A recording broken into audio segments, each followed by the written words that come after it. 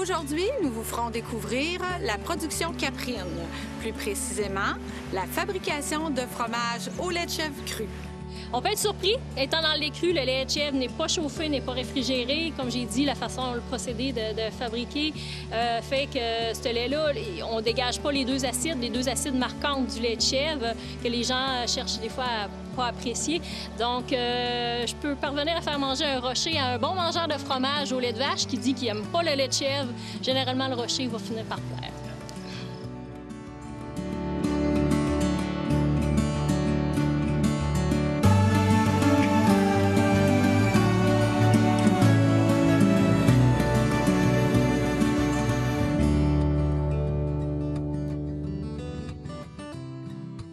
Bonjour, bienvenue à un tout nouveau trésor caché. Entrez avec nous dans l'univers fascinant de la fromagerie Les Vagabondes.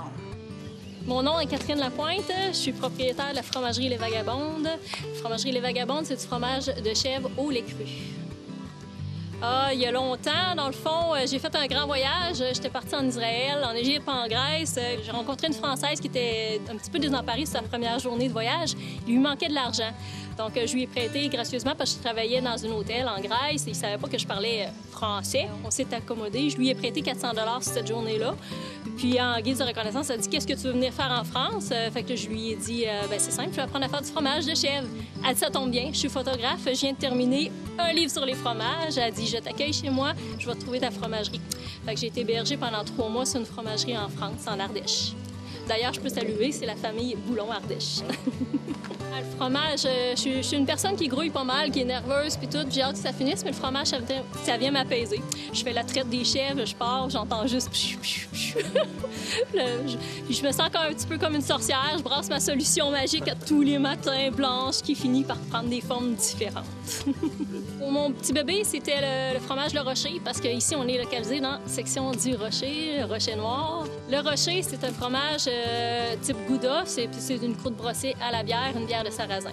L'année dernière, à l'automne, je me suis refait la main pour sortir une meule un peu plus grosse, avoir une moins grande gestion à faire dans la salle d'affinage. Et puis j'ai lancé l'Uno-miel. L'Uno-miel, c'est une grosse meule de 8 à 9 kilos. Et puis ce fromage-là, il est brossé avec le cidre Chouchen du verger à Laune de Mers à Saint-Nicolas. On se lève le matin, on prend le café, ça donne l'énergie, on s'en va dans la grange, on rentre toutes nos chèvres au quai de traite, on sort ce lait-là. 7 jours semaine, le fromage est fabriqué. La traite du soir est ensemencée et mélangée avec la traite du matin. Dépendant des ferments que je vais employer, je vais faire telle ou telle fabrication de fromage. Fait que le lait, on fait cailler, on coupe le cailler. Une fabrication de fromage peut varier entre 4 à 6 heures de fabrication. Les goûter juste comme ça, c'est très bien. Nombreux viennent le prendre avec un petit verre de vin. Dans le fond, le lait de chèvre, par sa structure qui est plus délicate que le lait de vache, est hautement plus digestible que le lait de vache pour quelqu'un qui est intolérant au lactose. Puis si on tombe encore dans la gamme lait cru, à ce moment-là, on a une flore bactérienne qui est plus élevée. Le lait de chèvre est gagnant pour la digestibilité, mais lait de chèvre, lait cru, puis lait de chèvre heureuse, c'est le bout de bout. À la ferme, tout tourne en rond, dans le fond, sauf moi et Rock. Le fromage est fabriqué, le lactosérum est redistribué aux chèvres et également à notre vache. Compte tenu qu'on est quasi autonome alimentairement, on nourrit abondamment nos chèvres, mais les résidus alimentaires que les chèvres nous génèrent sont redistribués à une vache qu'on engraisse à chaque année pour notre propre alimentation. Fait que la vache, des fois, elle bêle parce qu'elle a du lactosérum. On a toute la gamme de fromages, mais on offre aussi des gélatos.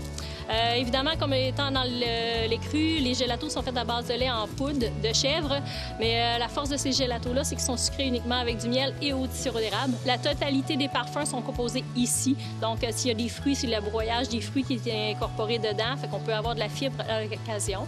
Et les pépins de fraises et framboises. L'objectif à atteindre à l'heure actuelle, c'est de performer au niveau des chèvres, travailler un petit peu la génétique, mais interne, je rentre plus de sujets de l'extérieur. Fait que c'est de composer mon troupeau qui va être à ma façon. Dès le démarrage de la fromagerie, j'ai eu l'opportunité de rentrer au IGA, parce qu'on m'avait fait un petit emplacement spécifique pour mes fromages. Et puis j'ai eu l'occasion aussi d'avoir Maryse et Marc Bruno de Barkland pour la chèvrerie du Barkland qui m'ont fait un bel espace au marché de Sainte-Foy. Il y a un gros volume de vente qui se localise là. On peut retrouver le fromage à Saint-Jean-Port-Joli, IGA et Lévis, et des petits emplacements là, dans le coin de Saint-Roch et évidemment ici au 466 Chemin du Golfe. Cette capsule a piqué votre curiosité? Pour en savoir plus, passez faire un tour à la fromagerie Les Vagabondes au 466 Chemin du Golfe à Montmagny.